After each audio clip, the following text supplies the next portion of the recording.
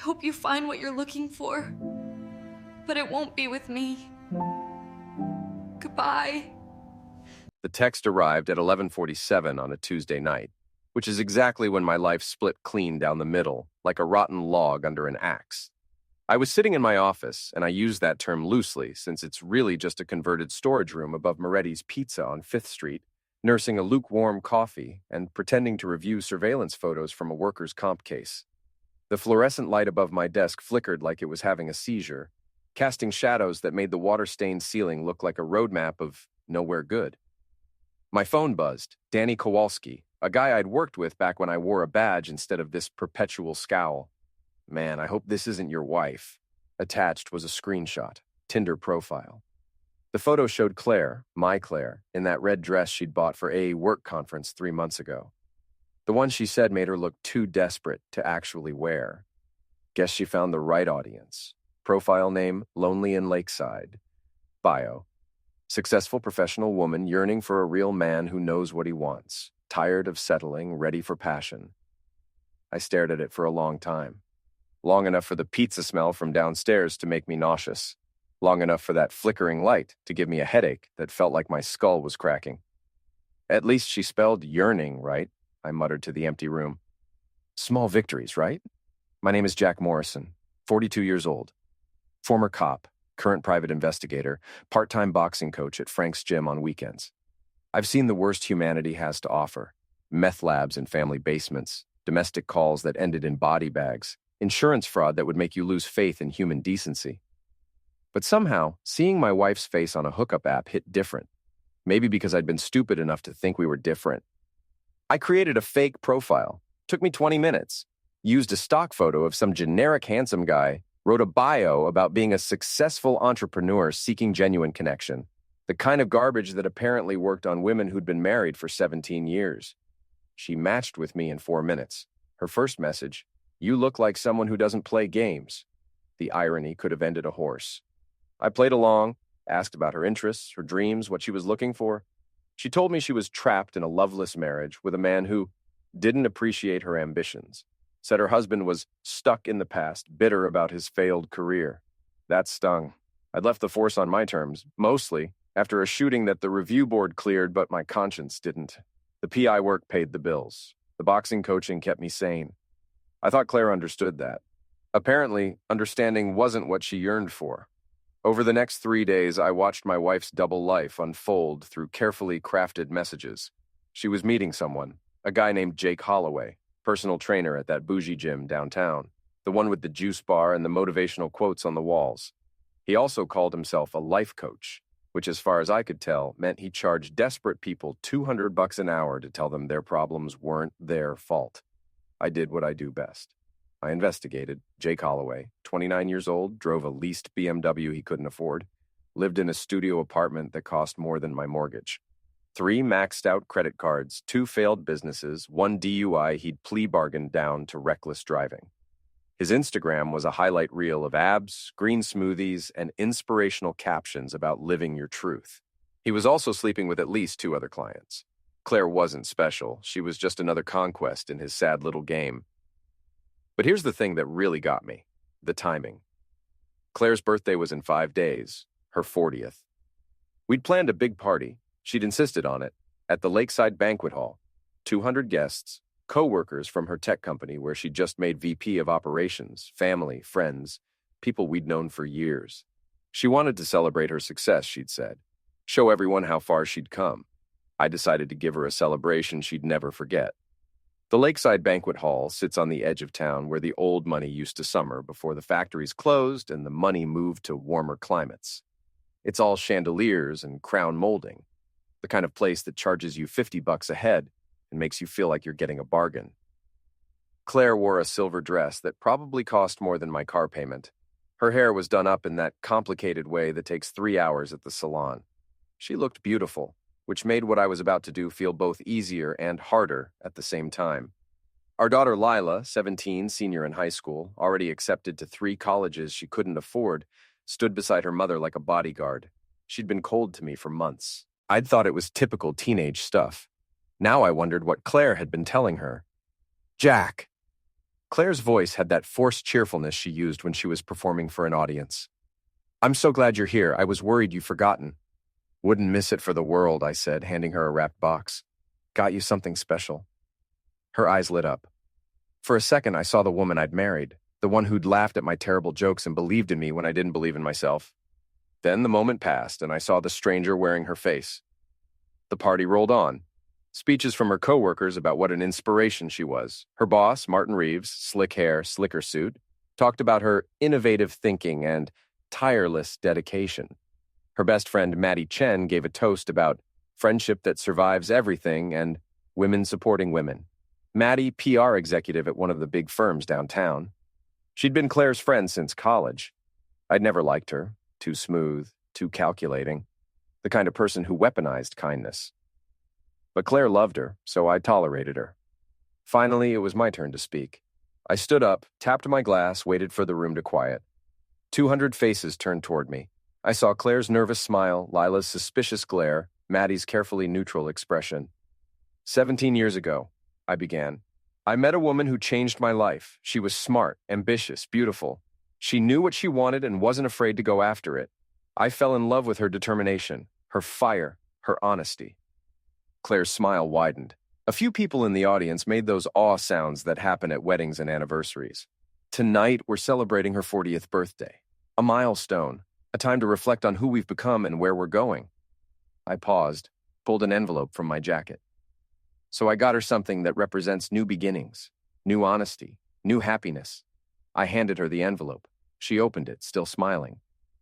I watched her face change as she read the first page, divorce papers. Then the second page, screenshots of her Tinder profile, then the third page, photos of her entering Jake's apartment building, timestamps, dates. A whole investigation laid out in neat professional detail. The room was silent, that special kind of silence that happens right before an explosion. "Happy birthday, Claire," I said. "I hope you find what you're yearning for." I walked out. Behind me, the silence shattered into chaos, gasps, whispers, Claire's voice rising in protest, Lila screaming something I couldn't make out. I didn't look back. In my truck, I sat in the parking lot and watched people stream out of the hall, phones already out, spreading the news. In this town, gossip traveled faster than the internet. My phone buzzed. Frank, my boxing coach, and the closest thing I had to a father figure since my dad died. "Heard what you did. You okay?" "Just the opening round," I texted back. The next 48 hours were a masterclass in social destruction. Claire moved out, took Lila with her. They went to stay with Maddie in her downtown condo. 2 bedrooms, river view, the kind of place that screamed, "I make 6 figures and want you to know it." My phone exploded with messages. Half were from people who thought I was a hero. The other half thought I was a monster. Nobody seemed to consider that maybe I was just a guy who'd been pushed too far.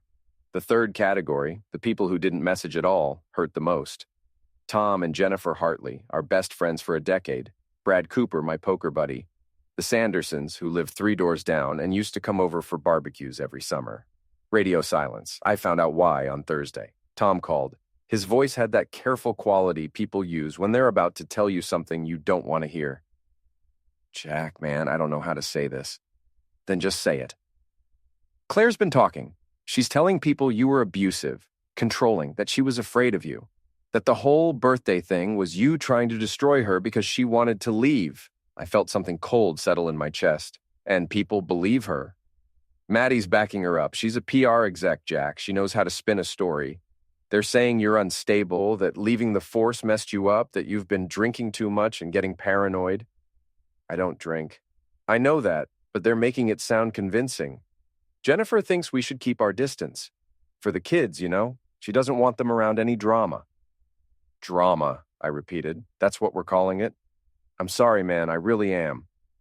He hung up. I sat in my empty house. Claire had taken half the furniture, which was petty but predictable, and realized I was being erased, rewritten, turned into the villain of a story I hadn't even known I was in. My PI business took a hit next. Someone left a 1-star review on Google. "Unstable and unprofessional. Stalked his own wife. Don't trust this man with your information." Then another. "Heard he was forced to leave the police force. Violent tendencies. Stay away." They kept coming. My rating dropped from 4.8 stars to 2.1 in 3 days. I traced the IP addresses. They all came from the same location, Maddie's office building. That's when I started to understand. This wasn't just Claire protecting herself. This was orchestrated, professional. Someone with PR skills and a personal vendetta was trying to destroy me. I needed to know why. I've been a PI for 8 years. Before that, I was a cop for 12. You don't spend 2 decades investigating people without learning how to dig up dirt. I started with Jake, the pretty boy life coach with the leased BMW and the fake smile. Following him was almost too easy. He had a routine: morning workout at his gym, protein shake at the juice bar, appointments with clients, mostly women, mostly unhappy, all of them paying him to tell them they deserved better. Evenings, he'd rotate between 3 or 4 different apartments. Claire's new place at Maddie's, a condo in the Riverside complex, a house in the suburbs. He was juggling multiple affairs, selling the same dream to different desperate women. On Friday night, I watched him sneak into Claire's building. He was carrying flowers. Cheap ones from the grocery store, dressed up with fancy wrapping. I waited until 2 in the morning. When he finally left, I was ready. His BMW was parked in the visitor lot. Beautiful car. Shame about what happened to the tires, all 4 of them, slashed clean through. I left a note under the wiper: winners never cheat. I was walking back to my truck when I heard a voice. I saw what you did. Mrs. Griffin, the neighborhood busybody. 70-something, lived in the building, spent her days watching the world through her window and judging it. Saw what? I asked. Don't play dumb. I'm calling the police. Go ahead. Tell them you saw someone vandalize a car in the dark from 6 floors up. I'm sure they'll find that credible. I drove away. By morning, Mrs. Griffin had posted about it on Nextdoor. Suspicious man vandalizing vehicles at Riverside Towers looked like the crazy ex-husband from the news. The story was growing legs. I was becoming a local legend, the unhinged ex-cop who'd publicly humiliated his wife and was now stalking her new boyfriend. But I wasn't done investigating. I'd kept some contacts from my police days, people who owed me favors. One of them was a tech guy named Russell who could do things with phones and computers that probably weren't strictly legal, but definitely weren't provable. I need into someone's phone, I told him. Whose? Jake Holloway. Russell laughed. The gym rat? What did he do, sleep with your wife? Something like that. It took Russell 4 hours. He cloned Jake's phone, gave me access to everything: texts, emails, photos, the works. What I found was better than I'd hoped for. Messages between Jake and Claire, sure. Lots of those. Gross, predictable, full of the kind of purple prose that made me want to scrub my brain with bleach. But there were also messages between Jake and Maddie. That's where it got interesting. She's falling for it, Jake had written. The husband's going to lose his mind when he finds out. Maddie's response: good. He deserves everything that's coming to him. You really hate this guy, huh? You have no idea. I scrolled back further. The messages went back months. Before Claire's affair started, before the Tinder profile, before any of it. Maddie had set this up. She'd introduced Jake to Claire, encouraged the affair, helped Claire hide it, all while pretending to be her concerned best friend. But why? I kept digging, found emails, old ones from 5 years ago, before Maddie was a big-shot PR exec, when she was just starting out working for a small firm I'd hired to help with a case. She'd screwed it up, leaked confidential information to the press, cost my client their settlement. I'd reported her to her boss. She'd been fired. 5 years. She'd held a grudge for 5 years, and now she was destroying my life as payback. I sat back in my chair and laughed. It was either that or put my fist through the wall. You want a villain? I said to the empty room. I'll give you a villain. Sunday morning, Lila posted a TikTok. I only knew because it went viral. One of my former cop buddies sent it to me with a message. Dude, your kid's trashing you online. The video showed Lila crying. Real tears, or at least convincing ones, talking about how her father had destroyed their family, how he'd humiliated her mother in front of everyone, how she was afraid of what he might do next. The comments were predictable. Thousands of strangers calling me every name in the book, saying I should be arrested, saying someone should teach me a lesson. The video had 2 million views. I called my lawyer. His name was Ed Sandler, and he'd handled my divorce from my first marriage back when I was 25 and stupid. He was expensive, but he was good. Can she do this? I asked. First Amendment, Jack. She can say whatever she wants. Even if it's lies? You'd have to prove it's lies, and that it's causing you measurable damage. You want to sue your own daughter? I didn't answer. Here's what I can do, Ed said. The joint accounts. Claire's been draining them. I can freeze them, force everything through the court. It's legal, it's clean, and it'll slow her down. Do it. And the college fund for Lila, you set that up. It's in your name. You're not legally obligated to pay for her college. You want me to cut off my daughter? I want you to protect yourself. She's 17, Jack. She's old enough to understand actions have consequences. Right now, she's helping her mother destroy you. You need leverage. I thought about Lila, the little girl who used to sit on my shoulders at the park, the teenager who'd rolled her eyes at my jokes but laughed anyway, the young woman who is now weaponizing social media to paint me as a monster. Do it, I said. By Monday morning, Claire's access to our joint accounts was frozen. The college fund was locked down. I'd also discovered, through some careful digging, that Lila had been feeding information to Claire's divorce lawyer. Screenshots of my texts, details about my work, my schedule, everything I'd told her in confidence, thinking she was still my daughter. She'd chosen sides. Now she'd live with the consequences. The calls started around noon. First Claire, screaming about the accounts, then Lila, crying about the college fund, then Maddie, her voice cold and controlled, threatening legal action. I didn't answer any of them. Instead, I went to the gym. Frank's place, where I taught boxing on weekends. It was a real gym, the kind that smelled like sweat and liniment and honest work. No juice bars, no motivational posters. Just heavy bags and speed bags and the sound of gloves hitting leather. Frank was in his office, a tiny room that was mostly filing cabinets and old fight posters. He was 73, built like a fire hydrant, with hands that looked like the saw they'd been broken and reset about 100 times. You look like hell, he said. Feel worse.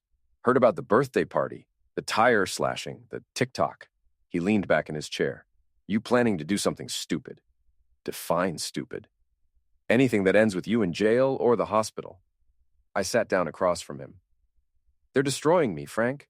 My reputation, my business, my relationship with my daughter, and it's all based on lies. So, fight back, but smart. You're a fighter, Jack. You know the difference between brawling and boxing. Brawlers throw wild punches and get knocked out. Boxers wait for the opening and make every shot count. I'm tired of waiting. Then don't wait. But don't be stupid either. He pulled out a bottle of whiskey, poured 2 glasses. You want revenge? Fine, but make it count, make it hurt. And make sure you walk away clean. We drank in silence. That night I started planning. The property had been in my family for 40 years. An old amusement park on the edge of town, closed since the 90s when the insurance costs got too high and the customers stopped coming. My grandfather had built it. My father had run it into the ground. I'd inherited it when he died, along with the debt and the memories. I'd kept it for sentimental reasons. Now I had a better use for it. I sent out invitations. Claire, Jake, Maddie, Lila, a reconciliation dinner at the old park. Neutral ground, a chance to talk things through like adults. Maddie called first. This is a trap. It's a conversation, unless you're afraid of talking. What makes you think we'd come? Because you're curious. Because you want to see if I'm finally broken. Because you can't resist the chance to twist the knife one more time. I paused. And because if you don't come, I'll release everything I found on Jake's phone, including the messages between you two. Claire might be interested to know her best friend set up the affair. Silence. 7 o'clock, I said. Don't be late. They came. All of them. I watched from the security office as their cars pulled into the parking lot. Claire's Lexus, Maddie's Tesla, Jake's rental car. He still hadn't fixed his tires. The park looked haunted in the twilight. Rusted rides, faded paint, the old carousel with its frozen horses, the fun house with its cracked mirrors, the Ferris wheel that hadn't turned in 20 years. I'd spent the last 3 days setting up, cameras, speakers, screens. The park's old security system still worked, and I'd upgraded it with some help from Russell. They walked in together, a united front. I watched them on the monitors. Claire looked nervous, Jake looked cocky, Maddie looked calculating, Lila looked angry. Welcome, my voice boomed through the speakers. Let's play a game. Jack, this is ridiculous, Claire called out. Come down here and talk to us like an adult. I tried that. You filed for divorce and called me abusive, so we're doing this my way. The first screen lit up. It was mounted on the side of the old arcade building. It showed text messages between Claire and Jake, the explicit ones, the ones where they laughed about me, called me a loser, made plans for their future together. Jesus, Jack, Claire said. How did you? I'm a private investigator. It's literally my job. The second screen showed Jake's financial records, the debt, the failed businesses, the other women he was sleeping with. Their names, their photos, everything. Jake's face went pale. You can't do this. This is illegal. It's my property. I can display whatever I want.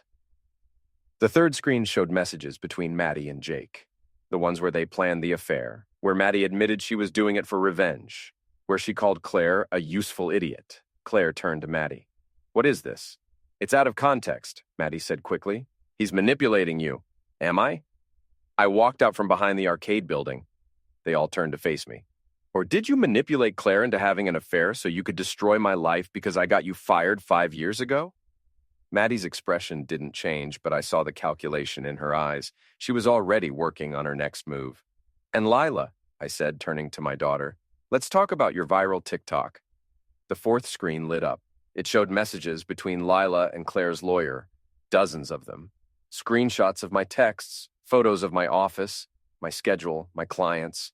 Everything I'd told her in confidence, handed over to the enemy. You were spying on me, I said. For what? So Mom could take me for everything in the divorce? So her lawyer could build a case that I'm unstable? Lila's face crumpled. You humiliated her. You humiliated all of us. No, she humiliated herself. I just showed people the truth. This is insane, Jake said. He started walking toward his car. I'm leaving. Not yet. I'd parked my truck behind his rental, blocked him in. He'd have to move it to leave, and I had the keys. Move your truck, he said. Make me? He took a step toward me. Big mistake. I'd been boxing since I was 15. I'd been in real fights, the kind where losing meant more than a bruised ego. Jake had muscles, sure, but they were for show. He didn't know how to use them. I didn't hit him, didn't need to. I just stepped into his space, close enough that he could see I wasn't afraid, and watched him back down. You're a coward, I said quietly. You seduce unhappy women and tell them what they want to hear. You take their money and their dignity and move on to the next one. You're not a life coach. You're a parasite. I reached into my truck bed and pulled out a bucket. Dead fish. I'd bought them from the bait shop that morning. What are you? Jake started. I dumped the bucket into his rental car through the open window. The smell was immediate and overwhelming. Consider it a life lesson, I said. Actions have consequences. Jake stood there staring at his fish-filled car, his face turning red. For a second, I thought he might actually try to fight me, but Maddie grabbed his arm. Let's go, she said. This isn't worth it. Your car's still blocked, I pointed out. Then we'll walk. They started toward the exit. Claire followed, but I called after her. Claire, we're not done. She turned. In the fading light, she looked older, tired. The silver dress and the salon hair seemed like costumes now, like she was playing a part she didn't quite fit. What do you want, Jack? I want you to admit it, all of it. The affair, the lies, the plan to destroy me. I want you to say it out loud. Why? So you can record it and humiliate me more? No, so you can stop pretending you're the sufferer. She looked at Maddie, who was watching from the gate, then at Lila, who was crying silently, then back at me. I'm not going to give you that satisfaction, she said. Then you're going to give me something else. I pulled out my phone, showed her the screen. It was open to a live stream. The park's security cameras broadcasting everything. The screens, the confrontation, all of it. How many people are watching? She asked. 347. Last time I checked? Her face went white. You wanted a public celebration of your success, I said. Congratulations, you got it. The live stream went viral. By morning, it had been viewed over 1 million times. People screen recorded it, shared it, dissected it. The local news picked it up, then the national news. I became famous for about 15 minutes. The revenge husband, the amusement park vigilante. Some people called me a hero. Most called me a psycho. I didn't care anymore. Claire's boss at the tech company called her in for a meeting. I know because I still had contacts there. A security guard I'd helped out with a custody case who owed me a favor. He told me she was demoted, not fired, but moved to a nothing position with no direct reports and no path forward.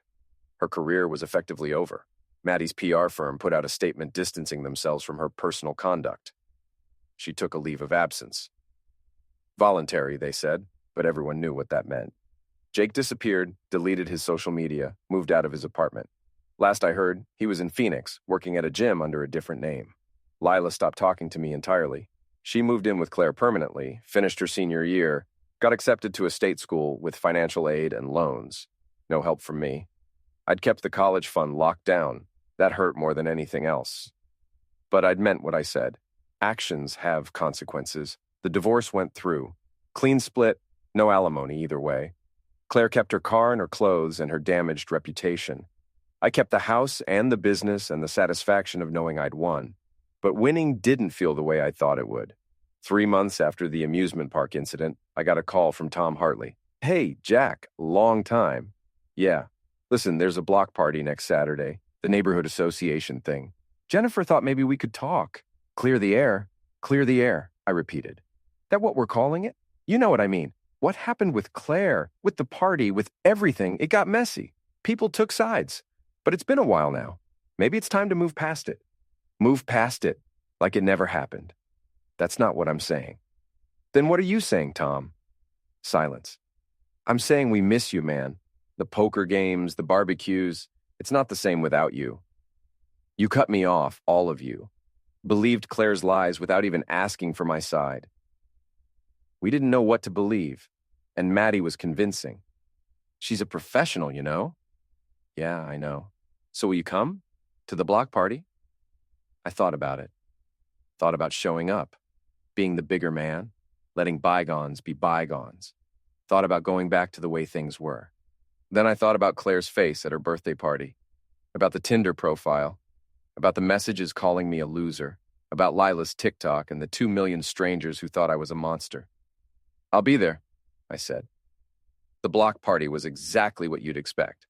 Folding tables with potato salad and hot dogs, a bounce house for the kids, a speaker playing classic rock, the Hartleys, the Sandersons, the Coopers, all the people who'd been my friends until it became inconvenient. They saw me coming. I watched the smiles freeze, the conversations pause. Tom walked over, hand extended. "Jack, glad you made it." I shook his hand, looked around at all the familiar faces, trying very hard not to stare.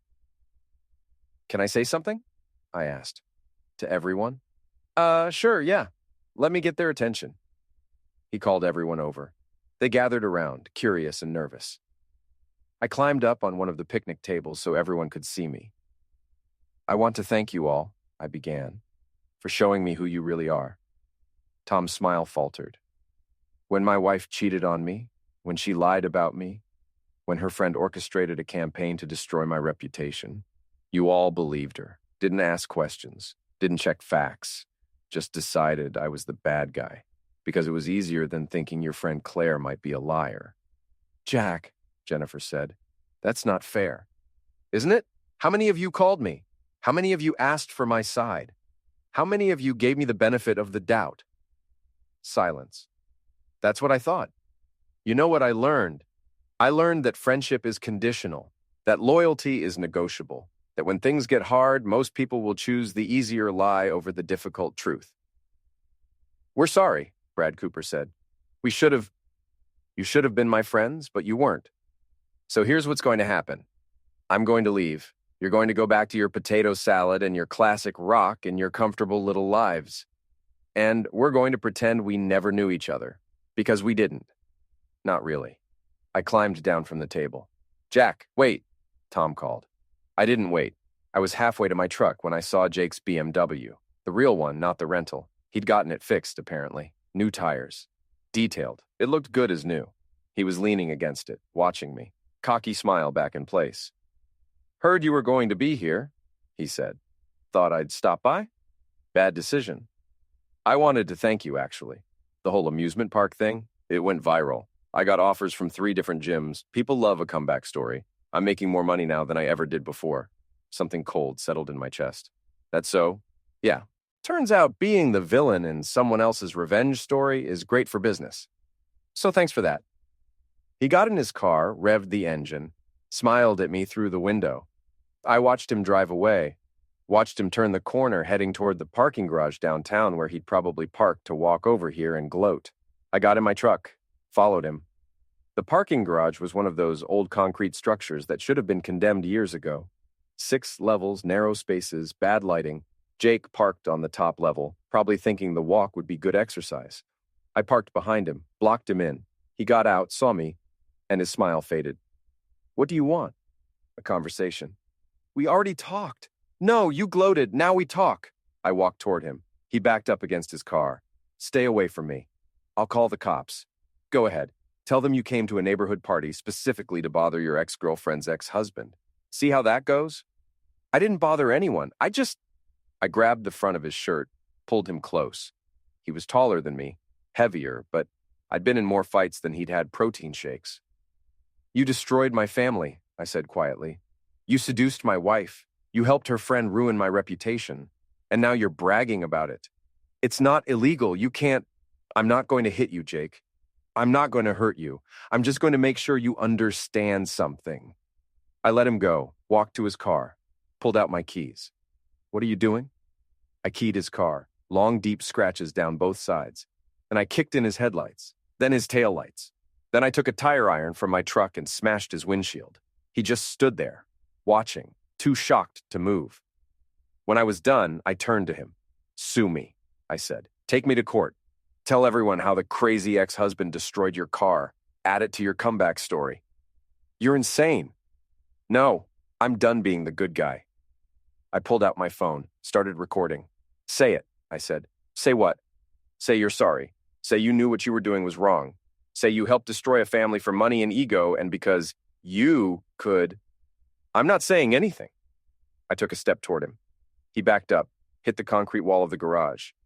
Say it, or I'll make sure every gym in this city knows what you really are. I'll send them the messages, the photos, the names of every woman you scammed. I'll destroy your comeback before it starts. His face went pale, then red. Then he started talking. He said it all. The affair, the plan with Maddie, the lies about me. How he'd targeted Claire because she was vulnerable and wealthy. How he'd done it before with other women. How he didn't care who got hurt as long as he got paid. I recorded every word. When he was done, he looked at me with something like fear. What are you going to do with that? Whatever I want. I got in my truck, left him standing there next to his destroyed car, probably wondering if I'd actually post the video. I didn't. I didn't need to. I'd already won. The video of Jake's confession sat on my phone for a week before I did anything with it. I thought about posting it, thought about sending it to his new employers, thought about making sure his comeback story ended before it started. But Frank's words kept coming back to me. Make it count, make it hurt, and make sure you walk away clean. I'd already hurt them. All of them. Claire's career was ruined. Maddie's reputation was destroyed. Jake's car was totaled. Lila wasn't speaking to me, but that was her choice. The question was, what did I want now? I sat in my office above the pizza place, watching the fluorescent light flicker, drinking coffee that tasted like regret, and tried to figure out what winning actually looked like. My phone rang. Unknown number. Jack Morrison? Who's asking? My name is David Chen. I'm a producer for a true crime podcast. I wanted to talk to you about your story. Not interested. We pay for interviews, $5,000 for an hour of your time. I paused. Keep talking. Your story went viral. The birthday party, the amusement park, all of it. People are fascinated. They want to hear your side, the real story, not the social media version. And you think I want to relive the worst period of my life for entertainment? I think you want people to know the truth. And I think you could use the money. He wasn't wrong on either count. I'll think about it, I said. We'd also want to interview your ex-wife and her friend and the other guy. Get all perspectives. Good luck with that. Actually, they've already agreed. Conditional on you agreeing. That stopped me. Why would they agree? Same reason you might, money, and the chance to tell their side. I hung up, but the idea stuck with me. One final confrontation. All of us in a room, telling our stories, letting the world judge. It felt like closure, or maybe just another form of revenge. I called him back. I'm in, I said, on one condition. What's that? It's recorded live. No editing, no spin, just the raw truth. That's risky. That's the deal. He agreed. The recording was scheduled for the following Saturday at a studio downtown. I showed up early, dressed in my best shirt, which wasn't saying much, and waited.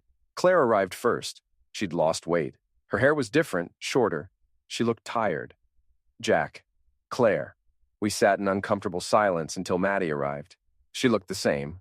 Polished, professional, like she'd never lost a night's sleep over anything in her life. Jake came last. He'd grown a beard. Probably thought it made him look distinguished. It didn't. The producer, David Chen, explained the format. Each of us would tell our story, then we'd respond to each other. The audience, listening live, would hear everything.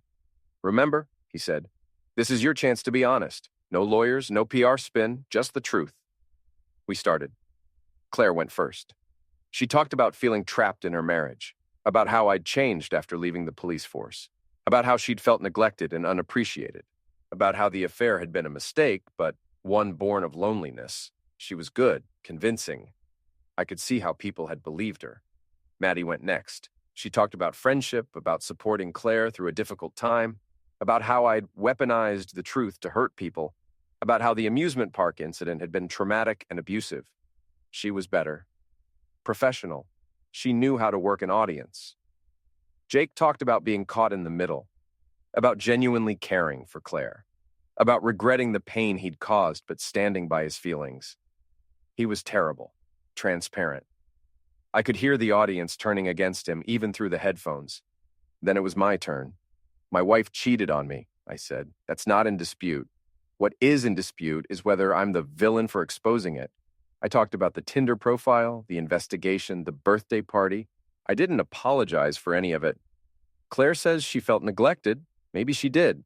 But instead of talking to me, she created a dating profile. Instead of trying to fix our marriage, she started sleeping with someone else. And when I found out and exposed her, she called me abusive. I looked at Maddie. And you. You orchestrated this whole thing because I got you fired 5 years ago. You manipulated my wife into an affair. You helped destroy my reputation, all for revenge over a job. That's not true, Maddie said. I have the messages. Between you and Jake, planning everything. Out of context? Then provide the context. She couldn't. We both knew it. I turned to Jake. And you're just a con artist. You seduce vulnerable women and take their money. You don't care who gets hurt. You proved that when you showed up at the block party to gloat. You destroyed my car, Jake said, and I'd do it again. The producer tried to move things along, but I wasn't done. Here's the truth, I said. I'm not a good guy. I humiliated my wife in public. I vandalized property. I terrorized people at an abandoned amusement park. I cut off my daughter's college fund. I'm not the hero of this story. I paused. But I'm not the villain either. I'm just a guy who got pushed too far and pushed back. And if that makes me the bad guy, fine, I'll be the bad guy, but at least I'm honest about it. Silence. Then the producer said, "We're going to take questions from the live audience now." The questions came fast. Most were for Claire and Maddie, asking why they'd lied. A few were for Jake, asking about the other women. Some were for me, asking if I regretted anything. Do I regret exposing Claire at her birthday party? I said. No. Do I regret the amusement park? No. Do I regret losing my daughter every day? More silence. But I don't regret fighting back. They tried to destroy me. I destroyed them first. That's not heroic, but it's honest. The interview ended. We all left without speaking. Outside, Claire caught up with me. Jack, wait. I stopped. I'm sorry, she said, for all of it. For the affair, for the lies, for Maddie. I didn't know she was using me. Yes, you did. You just didn't care. That's not fair. Neither is cheating on your husband and calling him abusive when he calls you out. She looked down. I know I hurt you. I know I destroyed our family. But you hurt me too. The birthday party, the amusement park. You humiliated me. You humiliated yourself. I just made sure people saw it. So what now? We just hate each other forever? No, we move on. Separately. You live your life, I live mine. And maybe someday Lila will forgive one or both of us. She misses you, you know. She won't admit it, but she does. Then she knows where to find me. I walked away. This time, Claire didn't follow. 6 months later, I was back in my office above the pizza place. The fluorescent light still flickered. The coffee still tasted like regret. But business was good. The podcast had gone viral, millions of downloads. I'd become a minor celebrity, the revenge husband who'd told the truth and damned the consequences. Some people hated me. Most people understood. A few even hired me. Turned out there was a market for a PI who wasn't afraid to get his hands dirty. I'd also started teaching more classes at Frank's gym, boxing mostly, but also self-defense, confidence, how to fight back when life pushes you around. Frank said I was a natural teacher. I said I just had a lot of practice. My phone rang. Lila. Dad? My heart stopped. Hey, kiddo. I listened to the podcast, all of it. And And I think you're both wrong. You and Mom, you both hurt each other. You both hurt me. And you both think you're right. I never said I was right. I said I was honest. Is there a difference? Sometimes. Silence. I'm starting college in the fall, she said.